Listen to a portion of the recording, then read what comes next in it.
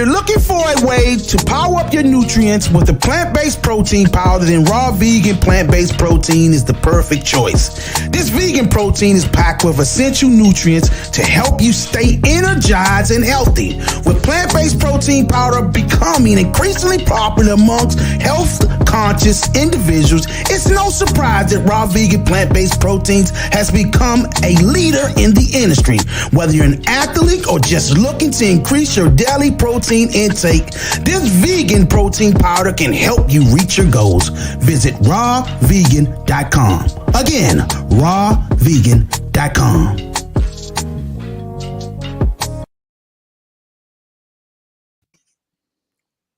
Welcome to the Second Wind Sports Media. I'm your host, Rashid Hammond, and alongside... It's your boy, Caesar Fantastic. Well, today, ladies and gentlemen, man, got a special guest in the building. Me and this brother go back all the way to 1994, Marquette, Michigan, Colorado Springs. We was around the age of 14, 15, ranked between the top 1 through top 4 in the country. I mean, we was the best of the best at that time in that era. Ladies and gentlemen, I have no other than the first and only world champion that's native to Las Vegas. Ladies and gentlemen, we have no other than Ishe Smith. What's up, champ? What's up, man? How you doing, man? Man, I'm doing great, brother. It's an honor, man, to have you on here, man. Been watching you, man, on the Contenders.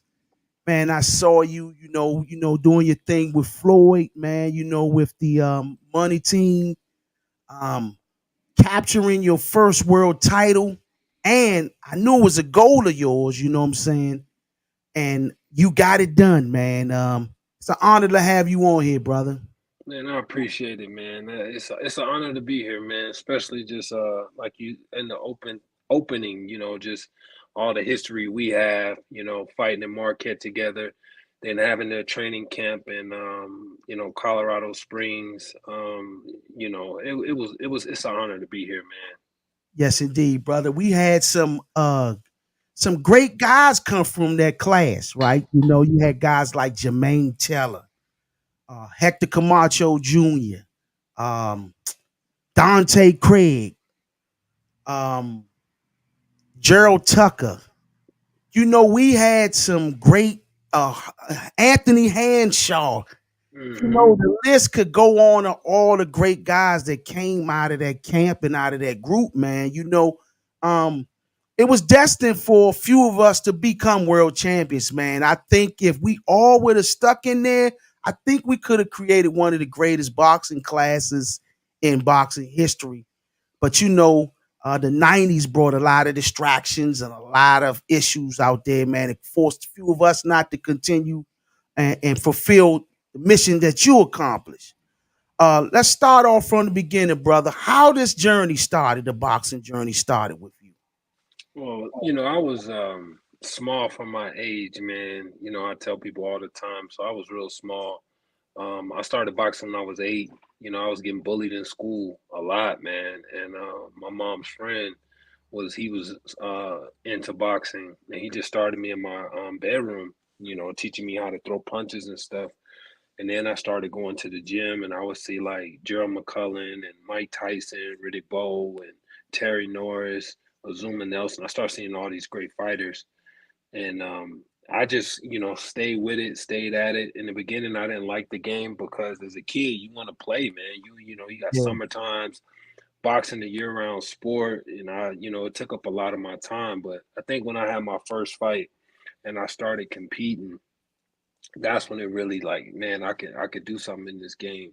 And then definitely once I made it to the Junior Olympics and experienced that and got that bronze, I was like, man, and I really I dedicated myself from that point, like even training up to the Junior Olympics. I had started taking it like way more serious. But after that, I had just like a razor focus to get where I needed to get, because our class we was kind of mixed in with that with the class of Floyd, you know, That's but right. we were younger than them, but Yep. we were still mixed in, and they was telling us to stay back for 2000. Like, you know, you're gonna be, you know, you guys are 2000 babies, and I was just like, no, hell no. Right. I'm gonna make these trials right now. I'm gonna Same. go make it known right now. Yes, indeed. So that's I made the trials, and you know I lost to Zab in the trials by 4 points. And you know I took a break from boxing then, and then I turned pro in 2000. I really didn't want to fight amateur no more, but that's how it all got started, man. For me anyway. Yes, indeed. You know that you sound you about right, man. Because that '96, I did the same thing. I fought in the Golden Gloves National with I was 119. Floyd was fighting 112. I mean 125. And you know, and even same thing with Dante. All of us were still chasing that '96 squad. Yeah, I'm we saying? was, man. You know, for me, that was everything. You know, that class, just that 96 class was Yeah, just because I really didn't remember Jermaine in our class. You know what I'm saying? Like yeah, he was more the 2000 thousand class. squad. He I was. was competing more with the you know the Zab and Yeah, Corrales and Mayweather and Brewster and yeah, all of them guys, you know what I'm saying? I was mixing them up. So when 2000 had yeah, came, I really wasn't uh, on the scene no more because I had took a break. But I yeah. didn't box for like 2 years, and then I came back and had a couple of amateur fights, and I was like, man, hell no, I ain't going through this. Yeah, you, You know, I ain't going through this amateur stuff no more in these trials. I was like, man, I'm just about to turn pro, and I turned yeah. pro before. I think I had my first fight right when the games was happening. Okay. You know, Jermaine didn't make it to the camp with us. He lost in Marquette. And that Okay. year. Yeah, so he didn't make it to the camp with us. He had lost, I think, like in the second round of the tournament. So, but I mean that 2000 squad would have been the believe it or not, if we did stick around for that 2000, we would have made that team without. Yeah, yeah, That was an easy one right there yeah. for all. Compare you because you got to realize how many Hall of Famers are on or should be Hall of Famers on that '96 class. Yeah, You know, you got Chico, you got Floyd, you got Vargas, you got David Reed, you just Eric Morrell, Zab Judah. yeah. I mean, it's just it was that class was thick, It man. was Tahoe. Tarver Yeah, was in that class. yes, indeed. I mean, you got some Hall of Famers in that class, That's man. fact. I mean, just that class alone was just, and then you got a lot of guys that became champs that didn't go to the Olympics. Yep. That class was just stacked, man. Yes, indeed, man. You know, I remember during that time, man, that guy Courtney Burton, that's his name. Am I saying it? Yeah, he was a real good. He was a switch Yeah, hitter. yeah, Yeah, he he was a was. switch hitter. But I remember we was getting, man, you ready for that Joker, man. We was like, we he gonna beat me, you know what I'm saying? And we was working hard on the same thing. I was chasing the guy, Don Reyes. Oh yeah, he was. He was, man, he Don was cold, man. He was cold. yes, indeed, man. It That's was why I tell people all the time, man.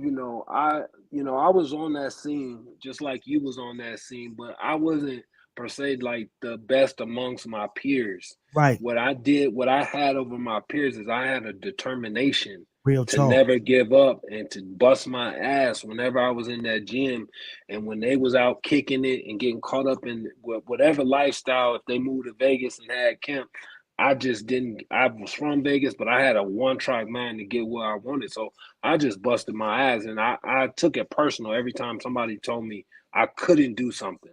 Like when Right, they told me, you know, you can't. We already pretty much. I remember they had a meeting. I don't know if you was in there, but they was like, "We getting y'all ready for 2000." And right. I was just like, "What?" And I But think it was at the camp. at I the was camp, like, it was. That's yeah, what it and I was like, was. Yep. man, I was like, I'm not waiting to no damn 2000. Same And when here. I made the Olympic trials in '96, I think I was the youngest on Yeah, because I was only 17 years old, 17. fighting grown men. You Yeah. feel me? So And you know, Ishe, I look back on that now, right? And these guys, the way it's made now, they don't do that. Like, you know, when I turned open, my first guy for was 27 years old. And you know, to hear the situation between Tank and Devin, that was normal for us back in the days to Hmm. fight and spar grown men. And Yeah, we didn't yeah. get excuses. If I lost to a grown man, there was no excuse for me. I couldn't even use it if I wanted to back then. Yeah. So, now, it's changed. They got like these different elite, they have different weight classes. It's not like how it was. Amateur boxing is so garbage now compared to when we was growing up. It's I wouldn't advise anybody to stick around and Yeah, compete, man. I mean, it's just no headgears. yeah, that's crazy, right? It's just it's so much that all these different classes. When I turned 17 and I turned open, I was fighting. I was just like you, dudes, 35 years old in the Yes, Marines. indeed. Because them Marines don't never go nowhere. They ain't never Hell turning no, they pro. couldn't, They man. hang out till they're about 30 some years old, still fighting amateurs. So Yes, and that's what it was. But that's why I worked even harder because them dudes had their grown man And strength. strength, that's yeah. We was only 17 years 17 old, years old, man. So exactly. that's why in high school I took weight training. All I was doing was lifting iron, man. I'm like, I Smart. gotta get strong, man. Damn I gotta right, get man. strong. Yes, These indeed. dudes is strong, man. But no, and we had Chop from that class too. Chop It's Chop was just on that so many. 96. Yep. Yeah, it's so many great fighters, man. Yep. So let's talk about that transition, right? From the amateur to the pros. How was that for you, man? Give me your take on that transition from the amateurs to the pros. For me, I had my first fight in 2000. I remember it was with Roy Jones promoter, Murad Muhammad in Tunica, Mississippi. I don't know, man. I wanted it to be my coming out party. I wasn't nervous. I was just like, man, I want to come out and prove everybody wrong. Like I said, I was good. I was competing. I was able to I took second, which I thought I won. I lost to Camacho Jr.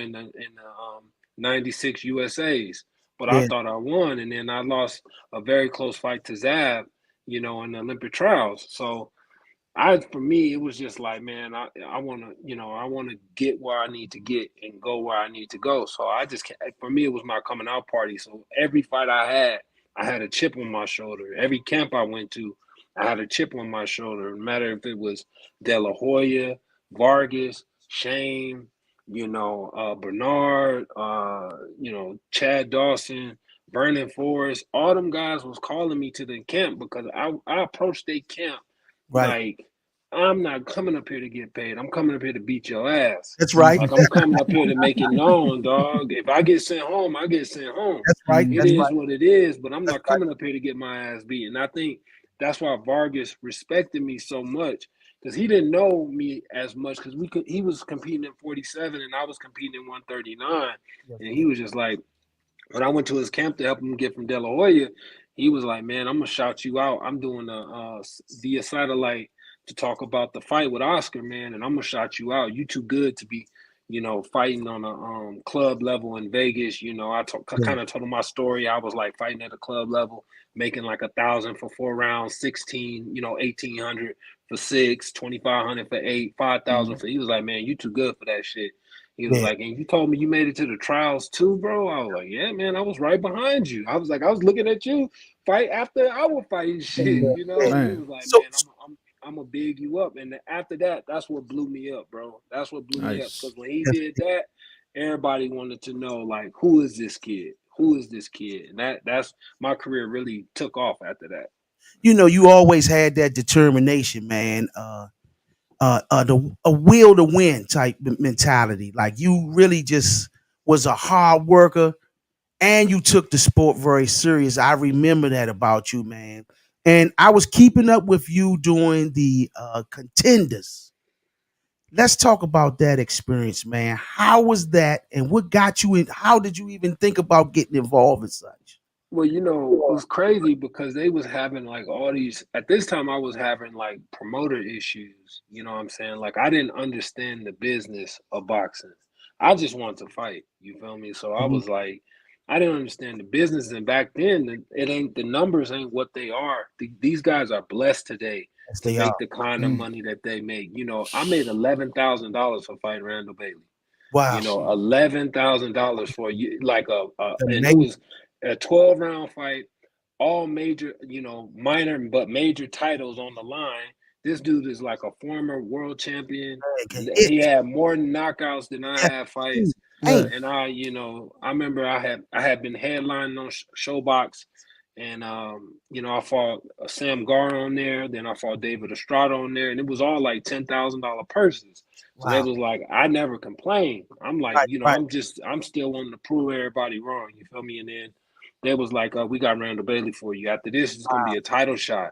So they came to me and I was like, well, how much? They was like, 11,000. I was like, 11,000. I was like, I just beat David Estrada for 10. Right. Right. I was the Thank you. main. I was the main event. Right, I was right. the main event. I went to Michigan, Michigan, and was the main event. I fought him, beat his ass for 10 G's. I never complained. Now you want me to fight a world champion, former world champion, Damn. 12 rounds, all these minor belts on the line, and all you can give me. He said, I'm gonna go back and see what I could do.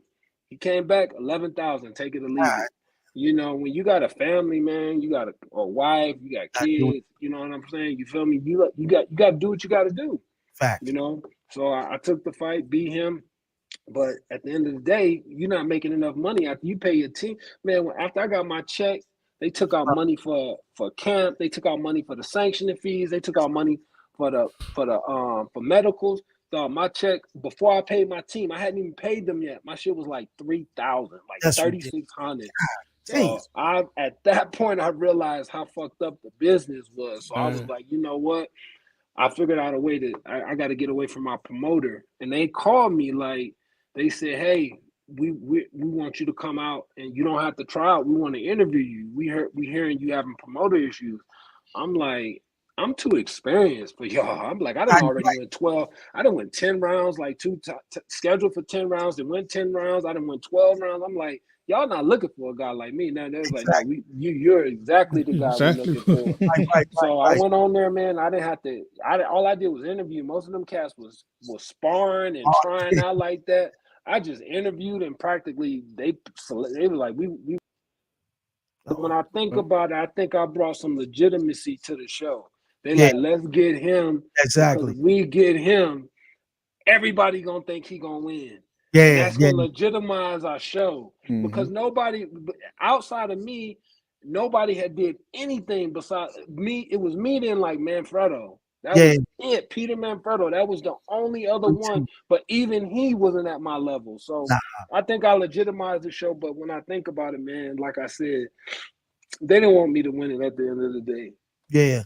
And I watched the show that, like you said, I don't remember none of them guys in our time. Like, most of these guys is on here? I don't remember none Right. of them but you. And it was a local guy that was with us as well. Jimmy Lane was also on there. I Yeah, know Jimmy. Jimmy's a good dude, man. Jimmy's a Yeah. good dude. So you and Jimmy, I was rooting for y'all the whole ride. You know what I'm saying? Always. I knew y'all too. I didn't know them other guys. I didn't know none of them other guys that was on there. So I thought I was like, Mhm. damn, I guess they grabbing guys from like that probably just some journeymen from Mhm. anywhere at the time. But then I said, oh, Ishe on here. Ishe on here. And I was rooting for y'all two to win the whole thing, man. Mhm. Yeah. Sergio had a good background because he was a very good amateur. I had knew Sergio in the amateurs a Okay. little bit because I Okay. think he was in that 2000 class, and I had seen him when I went to the USA's one Okay. year, and I had ended up losing a disputed decision to Larry Mosley, and Okay.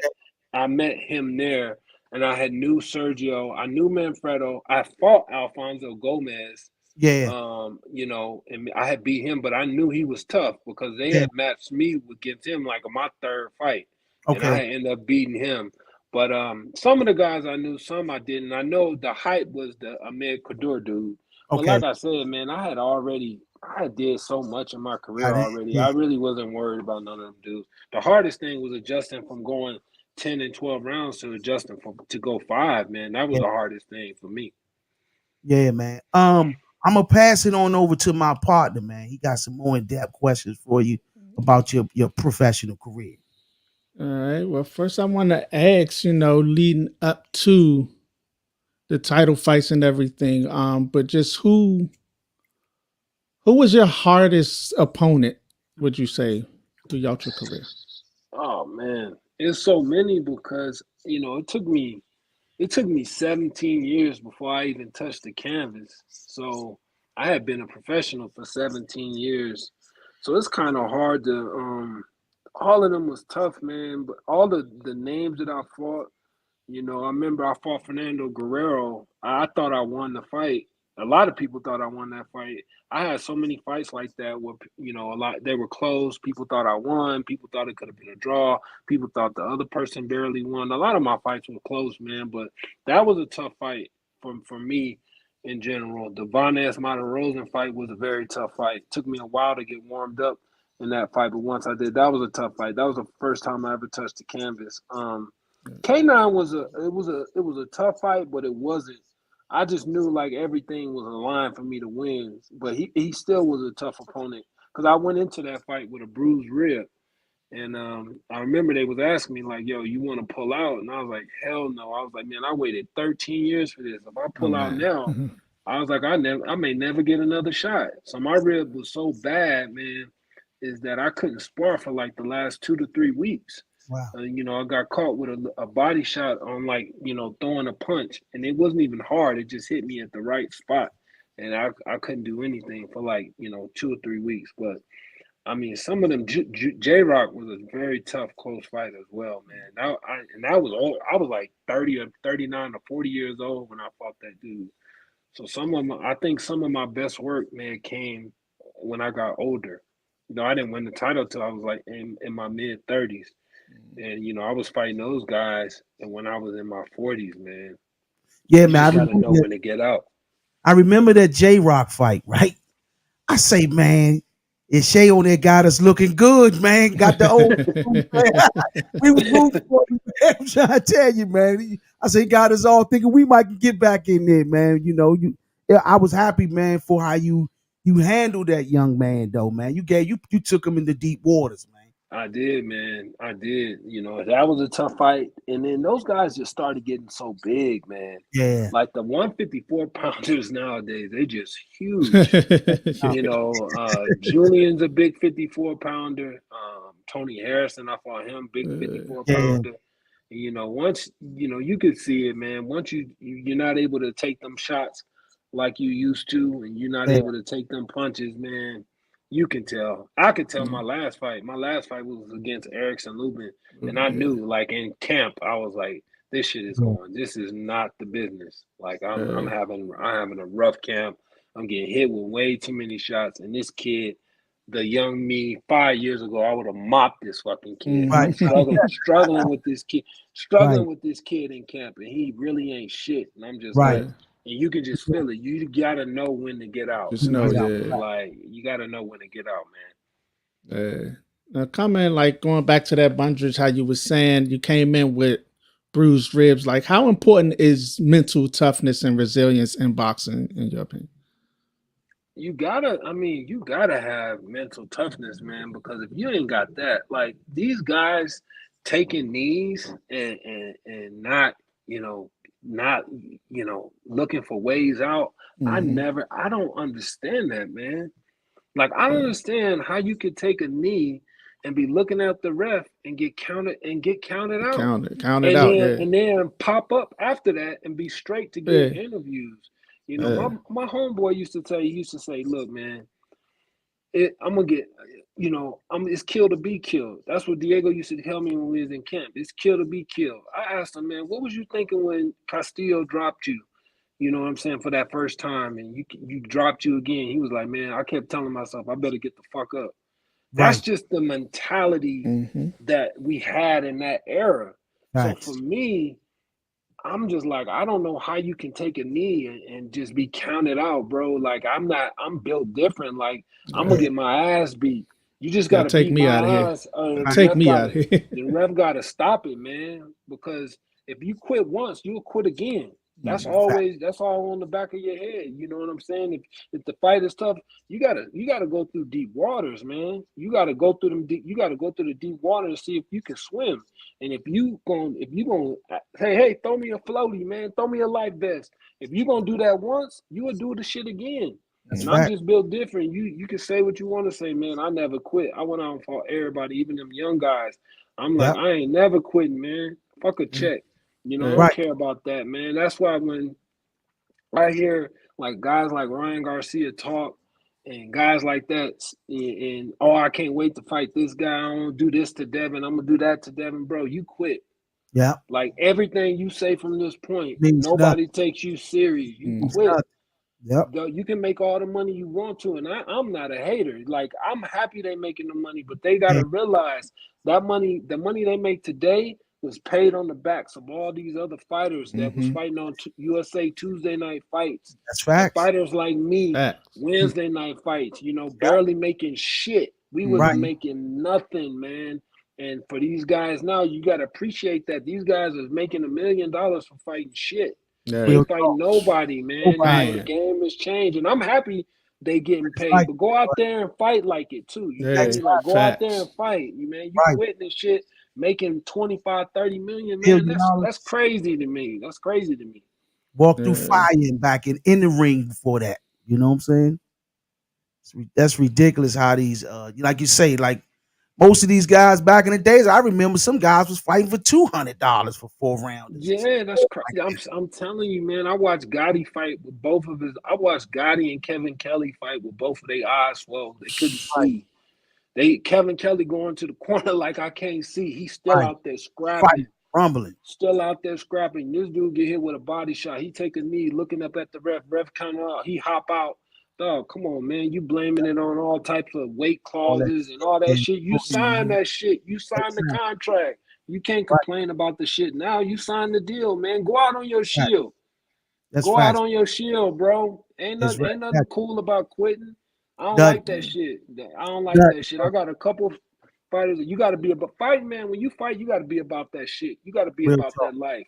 You know what Real I'm talk. saying? It's like Gladiator. You looking at me, mano and mano. What's That's it. cracking? You know what I'm Yeah. saying? I Yeah. never quit, dog. I Yeah. ain't never quitting. Ain't in your If I got DNA. back in there today, I wouldn't quit. I ain't never taking no knee. When That's right. Julian Williams headbutted me like 4 times, he opened a big ass cut in the middle of my head. I'm bleeding. The ref asked me like 4 or 5 different times, "Can you continue?" It never crossed my mind That's to Mm-hmm. right. quit. That's right. Not That's right. once. That's right. Never crossed my mind, bro. Never crossed my mind to say, you know what, let me get up out of here. Maybe I'm up on the card. If I quit right now, if I tell them I can't, they're going to go to the cards and maybe I'll win. Hell no. I Hell finished no. the fight. Damn right. That's really the only time I ever been cut in a fight is in Right. that shit. Right. Yeah. Now we talked about the money. You talked about the money and everything being better nowadays. Is there any other changes in boxing that you think is positive? I think um I think fighters making the money is the biggest thing. That's the big thing. Fighters need to also be careful with their money, be able to, put some aside. But if anything, I would say they need to advocate. Um, they need to get better judging in. I think they need to, I think if a guy turns in just a bogus card that is bogus, like so I think last week some guy had it was a fight that clearly the other guy won, but the guy had him a guy had Rolly up. I When saw the that. Yeah. time yeah, he got had Oh, Rolly Yeah. up Probably the up. Yeah. time that he got knocked out. Mm-hmm. Like that guy should have to be suspended Yeah. for a minute, Yeah. bro. yeah. Yeah. I'm Like you like, look. sit your ass down for a Yes, minute. You gotta explain what the hell. You can't be making exactly. these judges don't understand, man. There's so much that go on the line. You go through training camp, you leave Yes. your families, you sacrifice your body, your mind for Yep. you to take it from these fighters. If we lose, we lose. Right. We suck it up. But when you take it from us by turning in some bogus ass card, come on, man. Yeah. Come on, you got to be better, and they got to be held accountable. That's true Yeah. statement, man. We was talking about that recently, man, about man, Mark Two Shop went to the point fire saying they should be. He was like they should be damn near locked up for some shit like that, man. Yeah. Because of the, it's like you basically taking like you say. What do we? If you look behind the scenes of how much blood, sweat, and tears a fighter puts in, he's 8 weeks to 6 to 10 weeks away from his family. Right. starving himself damn near. Mm-hmm. Damn near, you know what I'm saying? Mentally, you're an animal. Mentally, when you training and preparing for this, for someone to just snatch it from Snatched you away. that way, you know what I'm saying? They should be accountable in some form. It should be flagged. They should be put on the radar screen. We all should know who they are, and they Hmm. should be accounted for. You know what I'm saying? Back in the days, they did Mark's Two Shops fight was the first fight that was open scored. So each round you could see the judge's scorecard. Mm-hmm. I don't And know why they don't do that now. They should do exactly, that now. I don't know. Boxing, man, it's the loneliest, it's the most rewarding sport, but it's the most loneliest sport as well because when you facts. lose, don't nobody know you.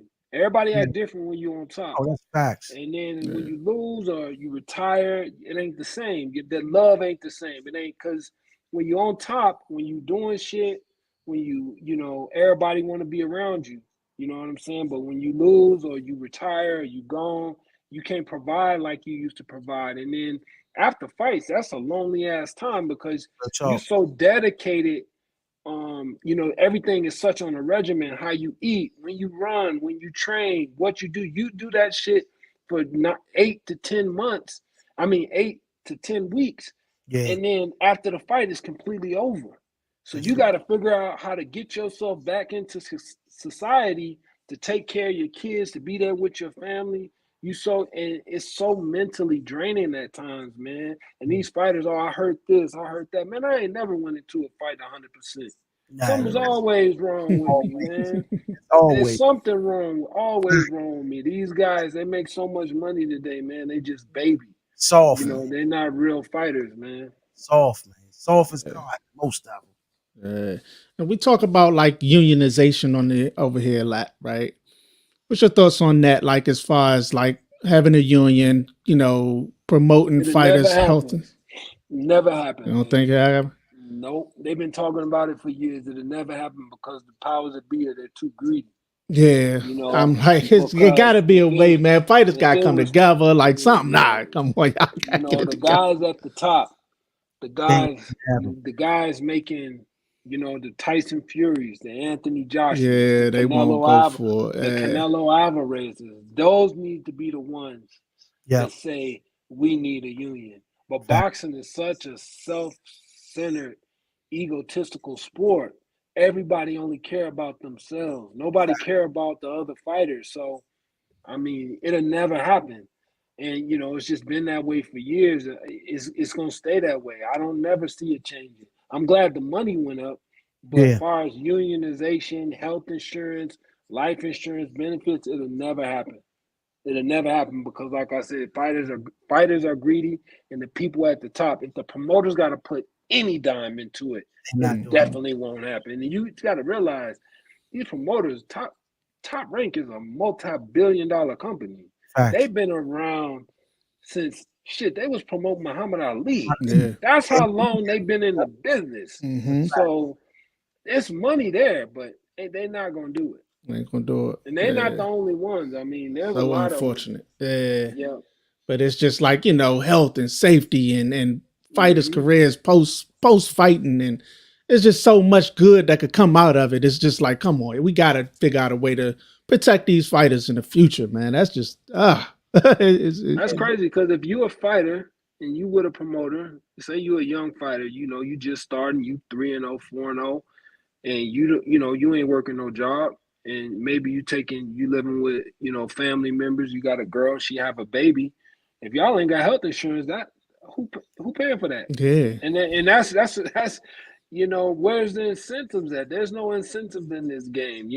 That's why I say it is what it is. But these promoters don't even provide health insurance or nothing, man, for none of the fighters. And they make millions and millions of dollars, Uh, millions of dollars. yes, it's unfortunate, man. Now we just saw this card this weekend with Tim Zoo and Broly. What's your thoughts on that card, being that it was Amazon's first card and everything? I thought it was a good card. I think a guy like Tim Zoo, you got to get competent people in your corner. Yeah, You know man. what I'm saying? There's no way he should. And I get them in the fight. Sometimes we need help. We need saving from ourselves. Yeah, So man. I'm not gonna knock him, but his corner should have stopped the fight. Yeah, It was a bad cut. It was never terrible. going to be. It was never going. It was in a bad place. Yeah. Yep. It kept bleeding and bleeding and Yeah. bleeding. It was, get yourself a good team. Yeah. You making all this money. Get yourself a competent Yeah. corner that knows what the hell they doing. And that's what I would tell any of these fighters. You see, Right. like Devin Haney, he sticks with the same people. You Yep. saw Floyd Mayweather, he had the same people. You Facts. see these fighters, they all use the same people. You see these fighters, these top fighters, they always got the Bob Wares, the Yep. Jacob Stitch Durans, the Mm-hmm. Rafael Garcias. They got the Yep. same fucking Same. cut man Mm-hmm. Yep. because them cut men know what the hell they're What they doing. doing? Yep. They get Stop that thing coming right. stop coming to these big ass fights with these rinky dink ass cut man and people that don't know what the hell they doing, man. Damn right. I love Zoo, but come on, man, get yourself a competent team behind you because that Damn fight right. should have been. You needed saving from yourself. That was Yeah. a bad cut, and he lost Bad. way too much blood, brother. Look. Yeah, that Way was a too lot. much. I was like, I'm like, the whole time I'm sitting there watching, like, I'm like, it sucked that he would lose his title like this, but it's Mhm. like, Yeah. can y'all do something? Like, y'all can't close that? I mean, the whole, like, I think it was Goosen on the telecast said, like, it's no way it should still be bleeding like that. They got medicines that'll stop Ain't it. nothing stopping. It was in a bad Bad place, It was brother. just in the spot. spot. Nothing was stopping that. Yeah. Ain't nothing was stopping that. Any good cut man would have advised Just that said, fight cut be it, stopped. cut it. Yeah, Yeah. I can't do nothing with this cut. It was sliced in the middle of his head. How you gonna stop Right. that? How you gonna stop that, man?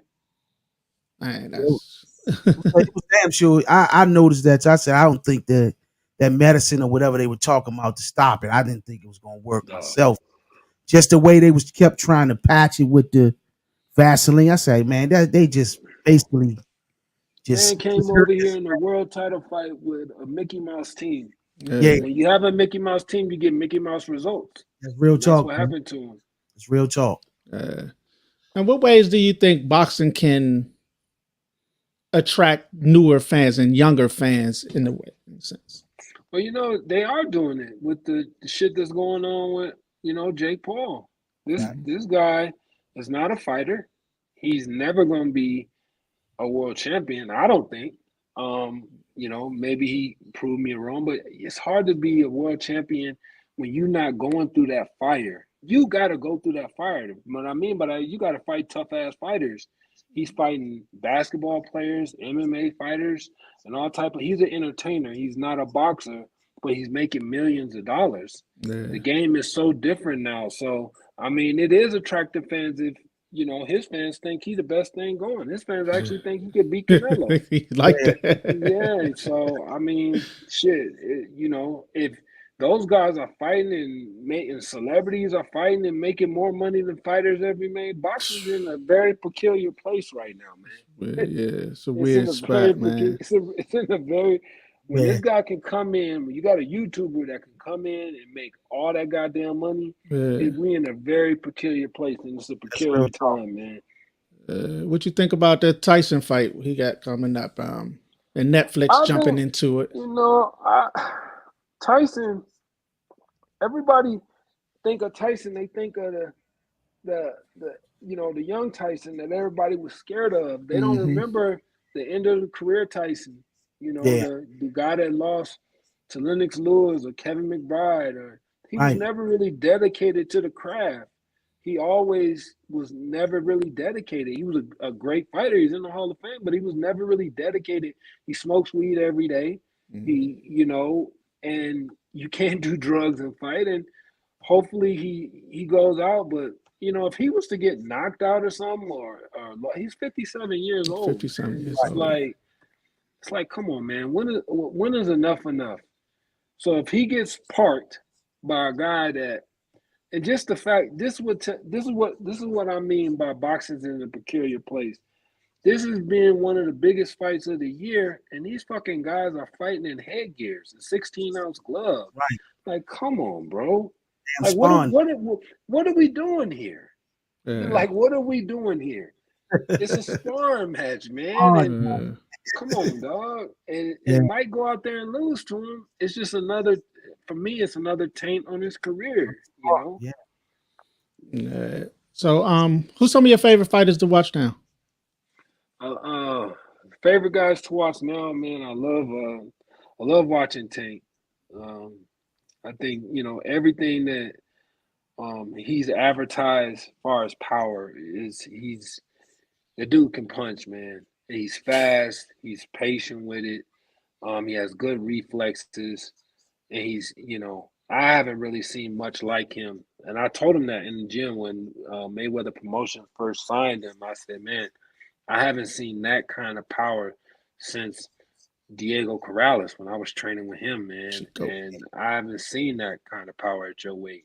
And man, that guy is good. And I just out of all the shit that goes on, when everybody talk about him and T.O. and all these guys and Devin, and I like all those fighters because they are fighting the fights, and especially Devin, he's really crossing the street and fighting everybody, and I like that.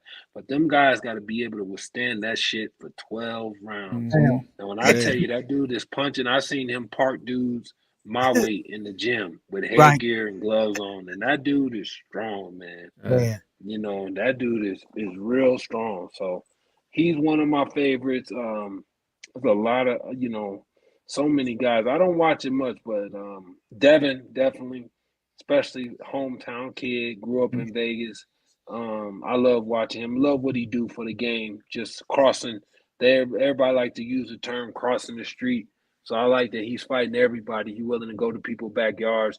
Seriously, a throwback fighter, and I like that. He takes it serious, trains really hard, got a good team behind him. So I love watching it. Them two the most. I love watching the most. But there's so many good fighters. The kid in Japan is really good, man. Anyway, The Matias kid is really good. nice. Some of them fighters, they're good, man. Real good. Yeah. And as a Vegas resident, what's your thoughts on Rolly? Because I got my own thoughts. I like Rolly, but Rolly is like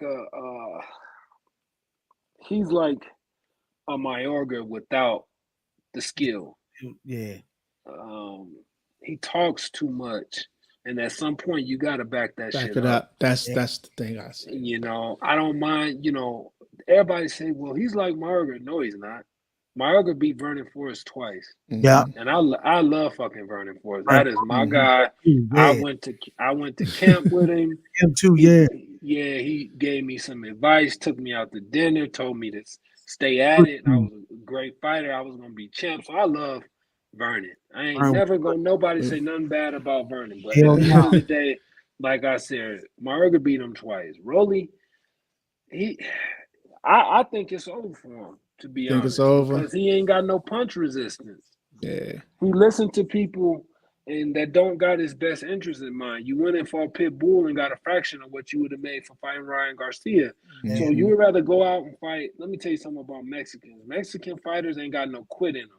Hell. They got no That quit man in came them. forward the whole. They got no quit in them. A lot of them dudes from the amateurs, they didn't have, like I said, they may have didn't turn out pros, but them motherfuckers had no quit in them, bro. Mhm. They had no quit in them. All them Mexicans from LA back in the day, that's how they are, man. So you took a fraction of what you would have made. You listened to the wrong people. You should have fought Ryan Garcia and got paid. This man had already showed you he would quit. He already showed you he would quit. You may would have lost the fight, but this man, you gonna fight a dude that's out here proving something that come from that background. Yeah. You want to talk all that shit about him, and then you go out and you look like shit. Yeah. Come on, man. Everybody talking about, oh, congratulations, you a 2-time. Man, come on, man. Get the fuck out of here, man. Real talk. I say at some days at some point, you gotta fight and you gotta beat people. Yeah, that's true. What I like about him is he plays the heel role. He played a bad guy. He the guy everybody love to hate, and I think in the sport, you need somebody like that. Thing was, Floyd was that, right? But Floyd could be that because he was undefeated. You know what I mean? And Floyd people could be that because Floyd beat people ass. Yeah, he would back it up. Yeah, that's what I'm saying. And he backed it up. He backed it up. Rolly doesn't back it. If you talk like that, you got to back it up. You want to talk about, after you got your ass beat, you want to talk about Easter. Like, you want to talk about I hope everybody, like, come on, man. Keep that Yeah, same energy you had yeah, after yeah. Easter, bro. Get the hell out of here, Yeah, man. that was You want to crazy. talk all that shit, disrespect the man, call the man all kind of names, act the fucking fool at the press conference, selling. At some point, you got to fight, bro. Yeah, You Yeah, know, at some point, you got to fight. You yeah. tell me to meet you after school in the lunchroom, I show up. You got to fight. come bring it. Yeah, real talk. Yeah. Just mentioned Floyd, but just any truly great boxer. What do you think separates a truly great boxer from everybody else? What separate a truly great boxer than everybody else is a fighter that lived the life 365 days out of the year. You can't be an old timer told me that when I was coming up, and it stayed with me my whole career. He told me you can't be a part-time fighter. That's right. You either all in or you all out. You can't do drugs, drink, hang out, and all of that. You know what I'm saying? You can't, and that's, unfortunately, that's why I knew Bud was gonna beat Errol Spence. Same here. He's a part-time fighter, man. He part-time trains. He Yeah, drinks. He's drunk. You see him at events. He's drunk just like the Charlos. They yeah, drunk.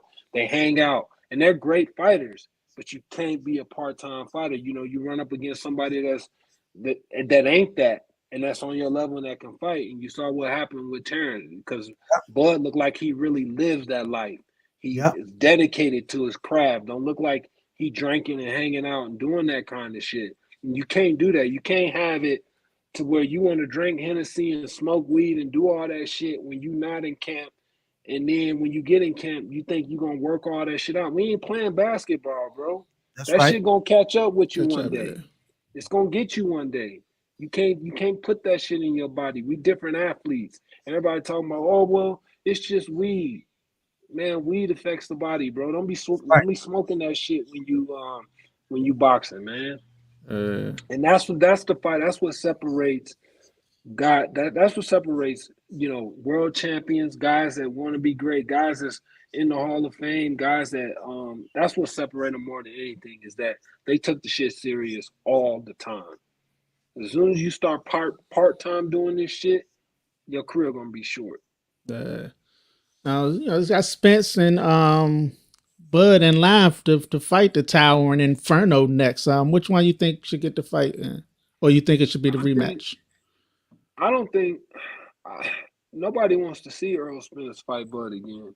Nah. And Uh, I think Bud should get the fight. But they probably gonna try to not lock him out of it. He probably gonna get stripped of his title. And he's probably gonna fight Earl for the WBC see, version. But based upon the fight with Bud, I don't what do it don't look like he got much left.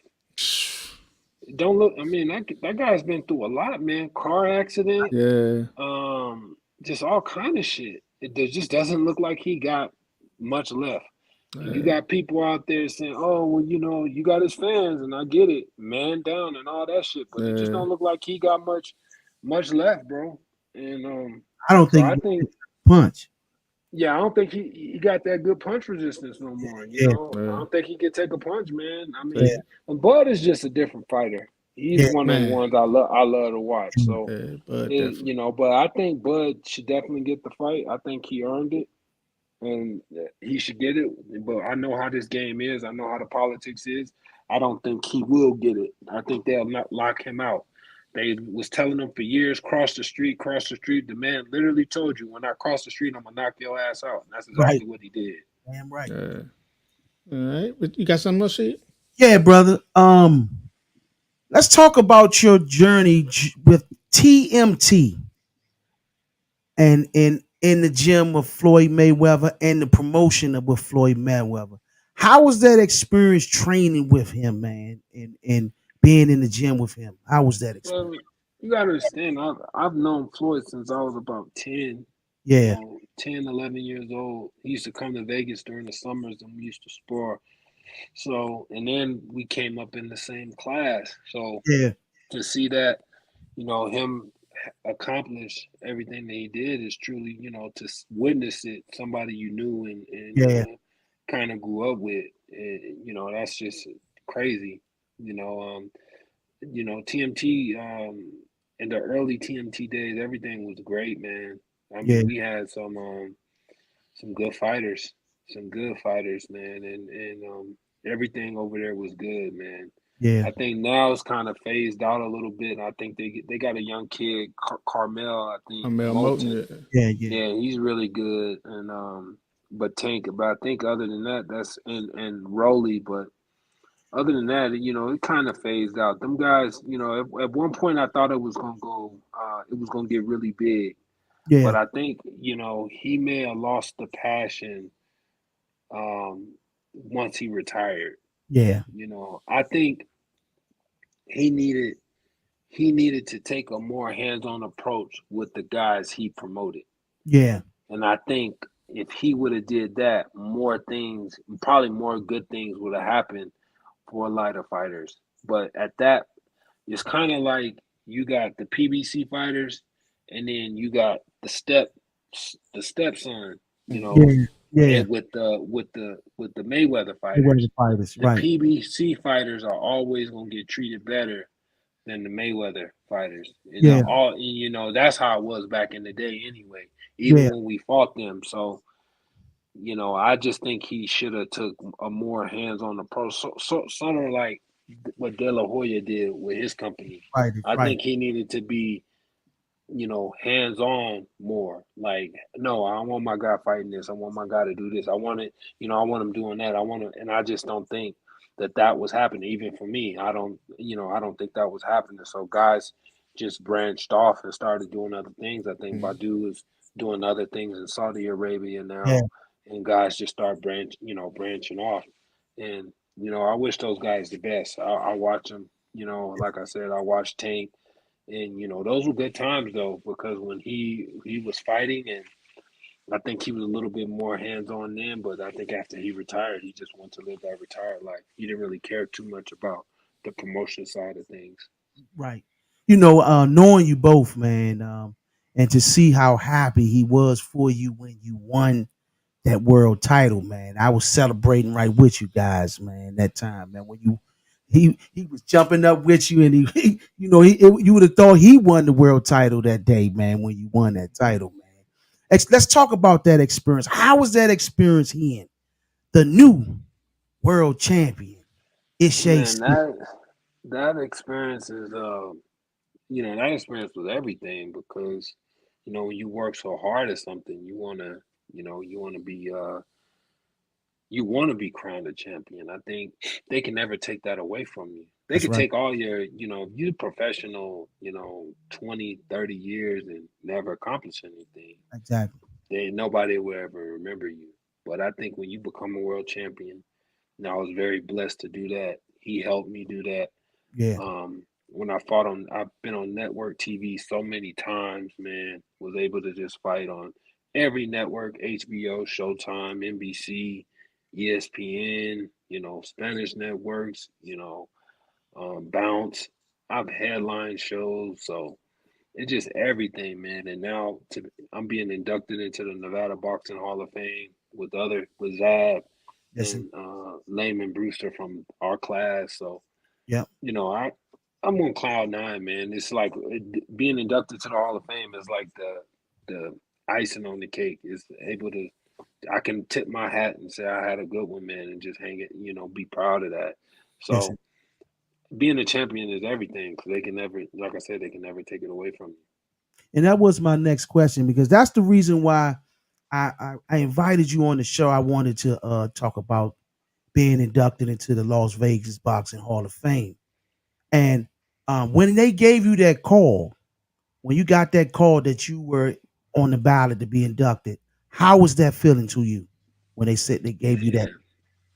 Man, I cried, man, because it just was, cried because you just, I think every fighter has to have a good team around them, to push them, good friends, good mentors. And, I thought about just all the people who helped me: Fernando Vargas, Diego Corrales running for us, Floyd, um, especially Corrales, because, me and his family, we were really close. I Yeah, would go to his house, his wife would cook. I would go to the house and eat. I would take my wife and kids over there, or we would just go over there sometimes. I've had training camps with him, and we talked on the phone a lot, a few, quite a bit, Yeah. and we shared the same trainers a couple times in our career. When I fought, me and him opened the Home Depot Center together. Wow. So that was the very first fight there. And I fought on another. I think when I fought in Mississippi, when I fought Sam Gar, I think he was the main event. Yeah. So I mean, spent a lot of time with Chico, man, and he was one of the first ones I thought about. When I made it. So Yes, indeed. just it's when somebody can appreciate your hard work and say, you know what, we appreciate what you did. You did it at a high level, and we want to put you amongst the greats. That's the best feeling in the world, man. I want to say that feeling is even better than winning a world title. Real talk. Because it just means everything. I started boxing when I was 8 years old. I met you in '94 at the Junior Olympics. So Yes, indeed. to be 45, getting ready to turn 46, and they say, you know what, you going in this year. That's Yes, an indeed. honor, man. That's truly an honor. I'm truly don't take that for granted. Even like people like my ex-wife, God rest her soul, and just in my current fiance, like everything that um you have to have a good team with you. You have to have good people, good women that see your vision, Yeah. that says, "Hey, stay at it." I remember my ex-wife used to tell me all the time, like, "Nah." When shit would look bleak and I had kids, I had a son coming. I was like, "I'm going to get a job. I'm about to quit. This shit ain't paying no bills. We got a kid. Nah, nah, nah, nah, nah. You gonna keep fighting." Wow. Keep fighting. You gonna do something. I got this. I'm gonna hold it down. And the same thing with my girl now. It was the same thing when I met her. I hadn't been fighting that long. Had gone through promoters. Hadn't had Yeah. no fights, and the same thing. Like I'm gonna get a job, man. Nah, nah, nah. And hooked up with Floyd, and the rest is history. So I think you have to have a good support. And your support at home is everything. Is key. Real And talk. I thought about them as well, man. It takes a lot of people to build up a champion, man. It ain't Yeah. just you, and I appreciate everybody that helped me. As you're looking back on your career now, being a Hall of Famer, what advice do you have for the future of boxing? What would you tell a younger Ishe about the sport of boxing? What to look out for and to stay focused on? Um, Definitely promoters. Um, put yourself first. Sometimes, a lot of times, I took fights because I wanted to, just take them, and I was thinking of my family, my kids, and making money, especially the younger me. And some of those things I probably shouldn't have. I probably, shouldn't have. I was on the B side a lot of my career, man, fighting guys that was the hometown guy or the promoted guy. I fought Danny Jacobs when I knew he was the A side. Yeah. um, I was never supposed to win, and that the judge turned in a card that showed me I was never supposed to win the fight when he scored that I had lost every round, even the Hmm. round I hurt him in. So um, I would just tell anybody, at the end of the day, let the people decide what type of fighter you were. Of course, you're gonna have them knuckleheads, them fans that just is all over the place. But you're gonna have them truly them boxing aficionados, and you're gonna have people that really look at your career and respect it for what you did. So if I can give anybody any advice, and myself, I would say go out there, man, and fight your ass off like them old throwback fighters used to do that didn't care about losing. They Yeah. just went out there and wanted to fight, and that's how I was. And that's probably Um, why I took a lot of those fights on the B side, because I just didn't give a shit. right. I just wanted to fight, man. I wanted to fight, provide for my family, and just prove people wrong that always doubted me. And that's what I was always about, man. So if I had to give anybody any advice, stop quitting.